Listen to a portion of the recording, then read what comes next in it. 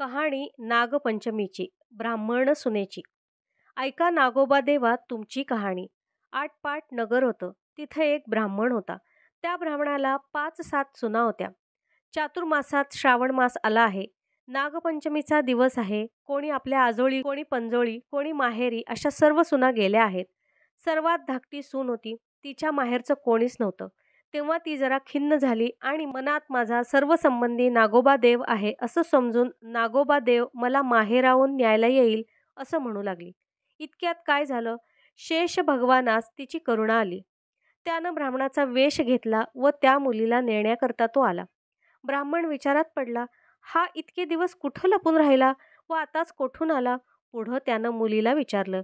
तिनंही हाच माझा मामा असं सांगितलं. ब्राह्मणानं तिची रवानगी केली. त्या वेशधारी मामानं वारुळात नेलं. खरी हकीकत तिला सांगितली आणि फणीवर बसवून आपल्या बायका मुलांना ताकीद दिली की हिला कोणी चावू नका. एके दिवशी नागाची नागिण बाळंत होऊ लागली.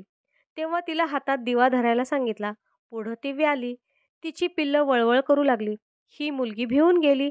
हातातला दिवा खाली पडला. पोरांची शेपटं भाजली. नागिण रागावली. सर्व हकीकत नवऱ्याला सांगितली. तो म्हणाला तिला लवकरच सासरी पोचवू. पुढं ती पूर्ववत आनंदाने वागू लागली. एके दिवशी मुलीला अपार संपत्ती दिली. आपण मनुष्य देह धारण करून तिला सासरी पोचती केली. नागाची पोरं मोठी झाली. आपल्या आईपाशी चौकशी केली. आमची शेपटं कशानं तुटली? तिनं मुलीची गोष्ट सांगितली. त्यांना फार राग आला. हिचा सूड घ्यावा म्हणून हे तिच्या घरी आले. तो नागपंचमीचा दिवस. हिनं आपली पुष्कळ वेळ भावांची वाट पाहिली. ते येत नाहीत म्हणून पाटावर, भिंतीवर नागाची चित्र काढली. त्यांची पूजा केली. जवळ नागाने लाह्या, दूध वगैरे ठेवलं. उकडीचा नैवेद्य दाखवला. हा सर्व प्रकार नागांची पिल्लं पाहत होती. सरते शेवटी तिनं देवाची प्रार्थना केली.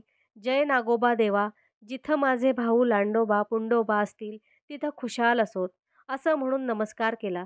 इकडे सर्व प्रकार ह्यांनी पाहून मनातील सर्व राग घालविला. मनात हिच्याविषयी दया आली. पुढं त्या दिवशी तिथं वस्ती केली. दूध पाणी ठेवतात त्यात पहाटेस एक नवरत्नांचा हार ठेवून निघून गेले.